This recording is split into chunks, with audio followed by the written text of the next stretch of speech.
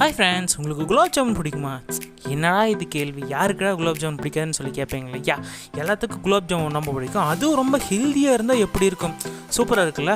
வாங்க ரொம்ப ஹெல்த்தியான குலாப் ஜாமுன் எப்படி செய்யறதுன்னு பார்க்கலாம். அதுக்கு ஃபஸ்ட் நம்ம தினையரிசி எடுத்துக்கிறோம். ஒரு பாத்திரத்தை அடுப்பில் வச்சு பார்த்தீங்கன்னா அதுக்கப்புறம் நம்மளோட தினையரிசி அந்த பாத்திரத்தில் போட்டு நல்லா ஃப்ரை பண்ணி எடுத்துக்கலாம்.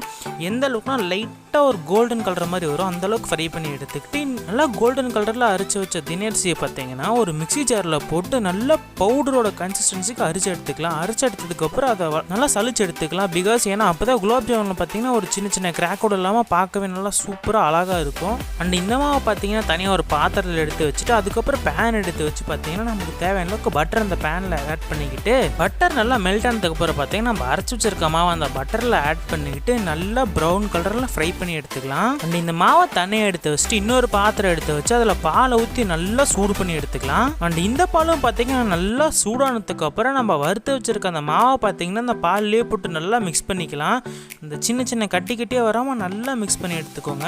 அண்ட் கொஞ்ச நேரத்துலேயே பார்த்தீங்கன்னா இந்த பாலெல்லாம் நல்லா சுண்டி போனதுக்கு அப்புறம் நல்லா திக்கான கன்சிஸ்டன்சிக்கு வந்துடும். இந்த மாவை பார்த்தீங்கன்னா கொஞ்சம் சில்லாகட்டும். அதுக்கப்புறம் நம்ம ஜாங்கிரி எடுத்து வச்சு அது ஒரு பாத்திரத்தில் சூடு பண்ண ஆரம்பிச்சிடலாம். கொஞ்சம் தண்ணி ஆட் பண்ணி அதுக்கப்புறம் நல்லா சூடு பண்ணிக்கலாம். அண்ட் இந்த ஜாங்கிரி பார்த்தீங்கன்னா நல்லா கொதிச்சு வந்ததுக்கு அப்புறம் அதில் ஒரு 2 ஏலக்காய் போட்டுக்கலாம். நல்ல ஒரு ஃப்ளேவர் கொடுக்க ஏலக்காய் எப்போவுமே. நம்ம எடுத்து வச்ச இந்த குலாப் ஜாமுன் பார்த்தீங்கன்னா நல்லா சில்லாகிடுச்சு. இதை போட்டு நல்லா நசுக்கி விடணும். எந்த அளவுக்குன்னா பார்த்தீங்கன்னா குலாப் ஜாமுனுக்கு நம்ம அந்த உருண்டையாக மாவு பிடிக்கும் போது இது வந்து பார்த்தீங்கன்னா பிரிஞ்சு வராமல் இருக்கும். ஸோ அது வரைக்கும் நல்லா நம்ம பிசைஞ்சு கொடுக்கணும். அப்போ தான் அந்த மாவுல பதத்துக்கு வரும். அண்ட் இது இப்போ பார்க்கறதுக்கே செம்ம சூப்பராக இருக்குல்ல. பட் என்ன பார்த்தீங்கன்னா ஸ்வீட் இதில் ஒன்று ஆட் பண்ணவில்லை. ஸோ அதுக்கப்புறம் தான் அது நல்லா டேஸ்ட்டாக இருக்கும். அண்ட் இன்னொரு பாத்திரம் எடுத்து வச்சு அதில் எண்ணெய் மிக்ஸ் பண்ணிட்டு அதுக்கப்புறம் நம்ம குலாப் ஜாமுன் பால்ஸ் எடுத்து அதுக்குள்ளே போட்டு நல்லா டீப் ஃப்ரை பண்ணி எடுத்து வச்சுக்கலாம்.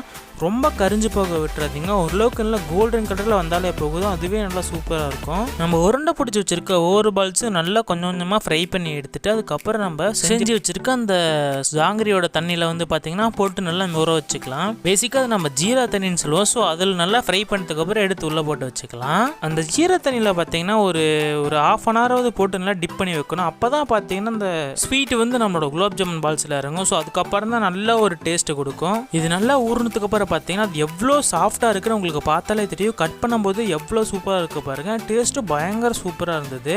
ரொம்ப சிம்பிள் தான், ட்ரை பண்ணி பாருங்கள். பாய் பாய்.